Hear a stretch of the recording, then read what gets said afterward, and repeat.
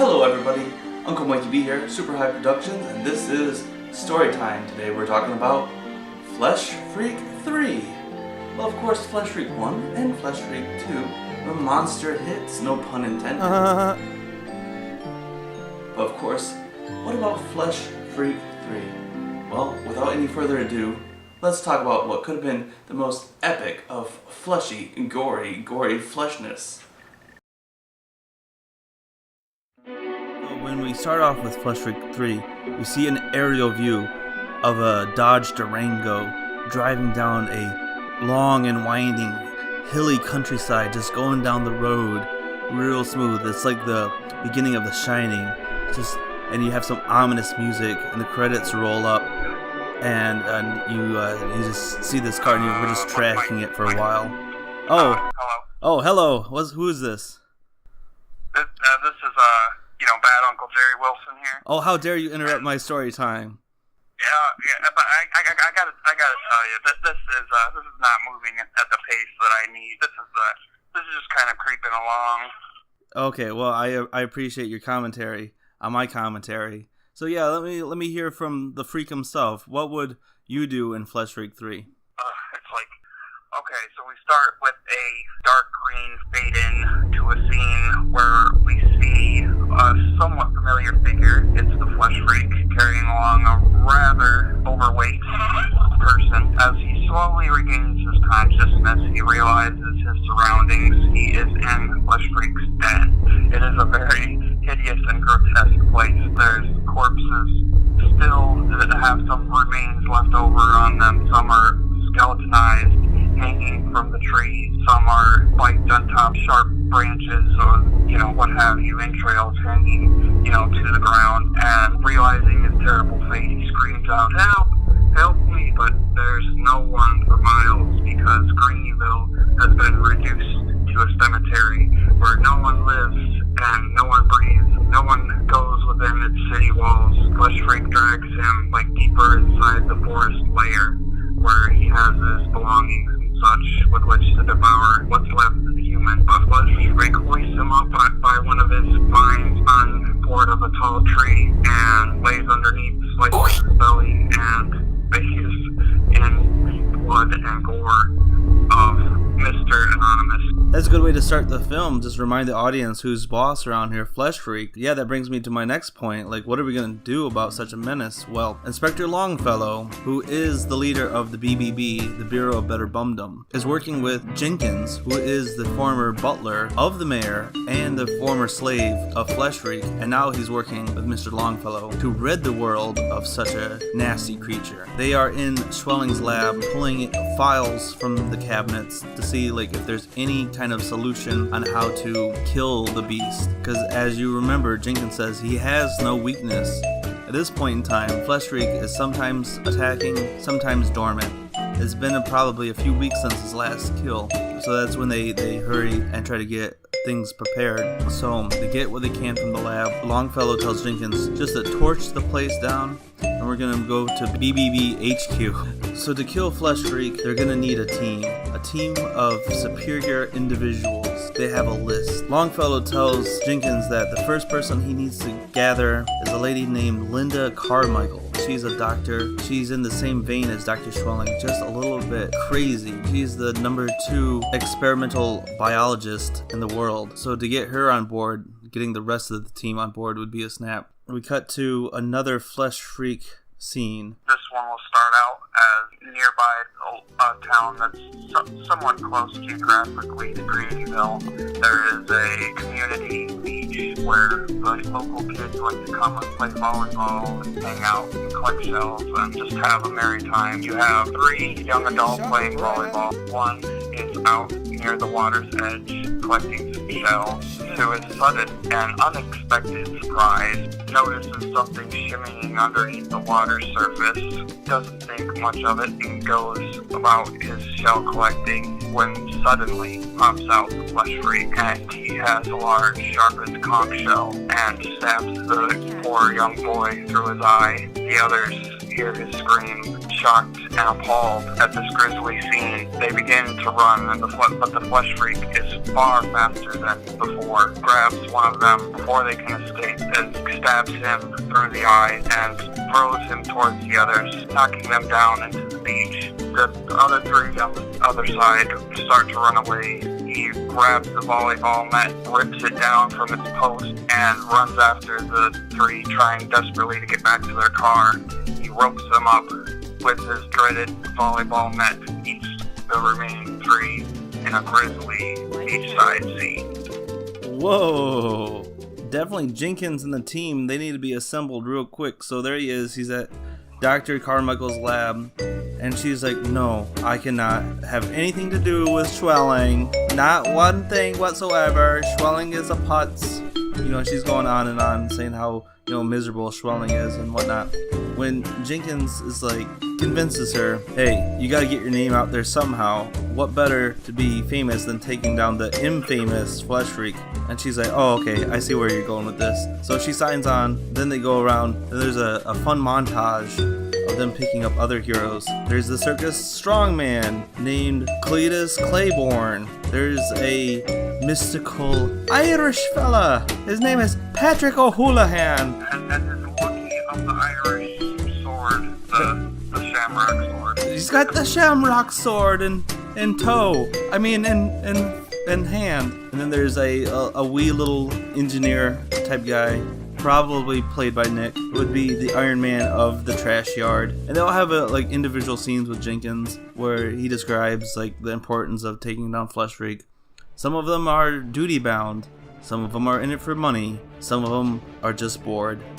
They become known as the Revengers. Get it? Because they're getting revenge on Flesh Freak. So they have like a little training scene where they're going against like training dummies of Flesh Freak. And here you've got Jenkins. He's trying to like the little like informant guy on the side. He's like, well, I know his tactics. Let me tell you all about it. Then you have Longfellow. He's like the boss. You know, he's like doing the drill sergeant stuff, trying to whip him into shape. They all have, you know, hilarious chemistry together. Some of them don't really want to work together, and they're all wondering what they all bring to the team. The Irishman, he's got his magical Lucky Charm sword, and he can swing it around, and he's got magical abilities to like grow and shrink and ride rainbows and whatever. Like they know he's mystical, so they're like, yeah, he's definitely an all-star. And then the strongman, yeah, he's got like the strength of 2.5 men, so he can definitely take on the Freak. And then this Iron Man looking like guy, let's just call him Billy. I mean, he may be kind of like a drunkard or like some sort of hick, but at least he's got his technology down. Like he can weaponize things pretty quickly, and he's got like a suit made out of trash cans, so they think that he's pretty valuable too. But of course it comes down to like this girl Linda. Why do we have this here scientist lady?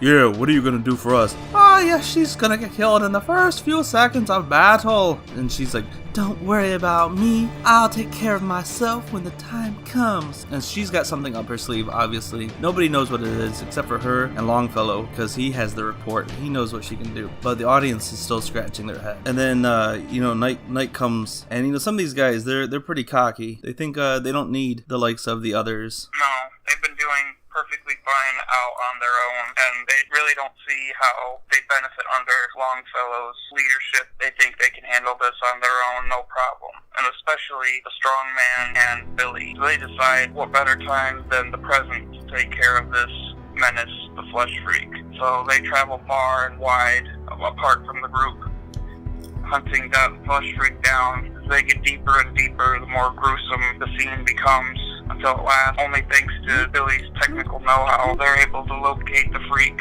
and they have a long drawn-out battle with the Flesh Freak, and it seems things are in their favor as they team up. Flesh Freak swats Billy down in his suit. He's unable to move for the moment, and then it's between the strongman and the Flesh Freak, and they tussle. The Flesh Freak is far too powerful in his over-mutated state. He's able to swat the strongman down, cut him in the chest, and do the poor strongman in. And then Billy, poor Billy, just able to come to, sees his partner dead, Flesh Freak coming towards him, and is able to get away with his own life back to the BBB HQ. And immediately they say, hey, where did you guys go? We saw you sneaking off. Well, we tried to take on the flesh rig ourselves, and well, he ripped the strong man apart, and he almost got me, but I ran away. And I think that's what we all should do. We all should just run away. The Lucky Charms guy, he's shaking in his boots. Jenkins is scared.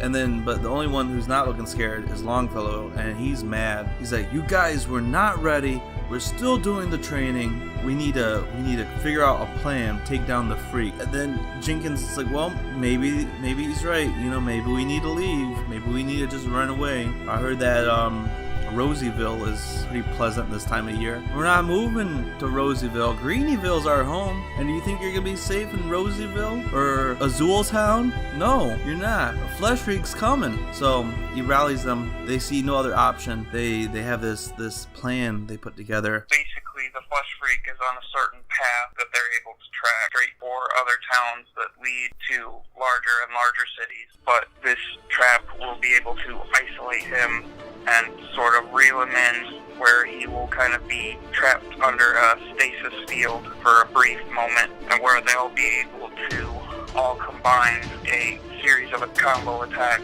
that will hopefully be able to free the freak. Flesh freak comes rummaging through what seems to be larger than what Billy has seen him before. Comes through, he does activate the trap, but it seems to have almost no effect on the freak, so they all rush in, and the freak... It's a three-way attack here with this Irish fellow with his sword, Billy with his mechanical, what's-its, and then the scientist lady, she's developed some sort of spray or something, or like a prod or something like that to kind of put some toxins or something like that into the freak to slow him down. It seems to more or less be working. The freak seems to be slowing down, and his attacks seem to be getting weaker and weaker, but they're using up a lot of energy to take on this freak.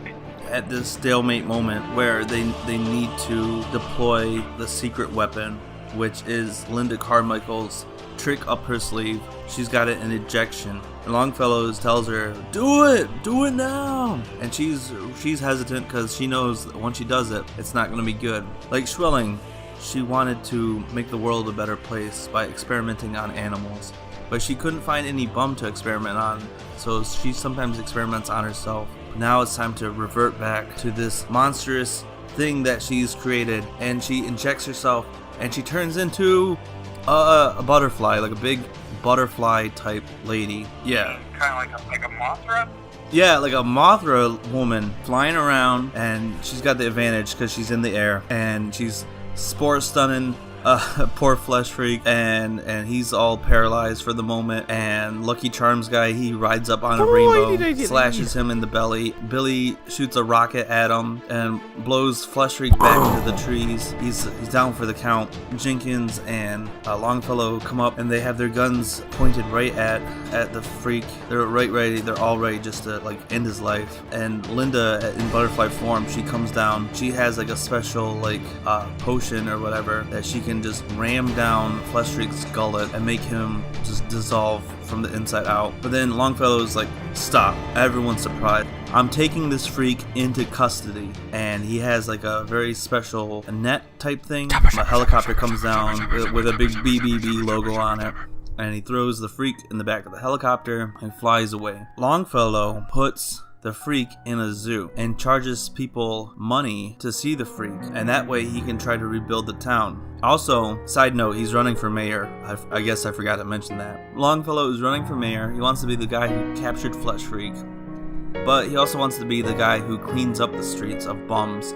So at night he secretly shovels in bums into Flesh Freak's cage, and Flesh Freak has to eat them. He hurts them right in there. Yeah. That's dark. That is dark, and Flesh Freak, being a former bum himself, he has no choice but to eat his own kind. But he's not one to give up a free meal either, so he's doing it. Like, he's eating the bums, but he has the little teardrop coming out of his eye, like, Oh, I don't want to do this, but I guess I kind of have to. And there's no escape for Flesh Freak. He'd rather be out hunting than being fed. But what are you gonna do? He's locked up. And it all looks pretty sad for Flesh Freak. Longfellow wins the election. He becomes the mayor. Flesh Freak is his personal pet. It seems like it's a dark day for the Freak. The Revengers, they retire, and they have a little champagne party. And it's a sad day for moviegoers, because that's where we end Flesh Freak 3. That's the story of Flesh Freak 3. Thanks for listening. Ooh, wasn't that scary, kids? Well, tune in next week for some more exciting excitement, only here at Super Hive's Story Time.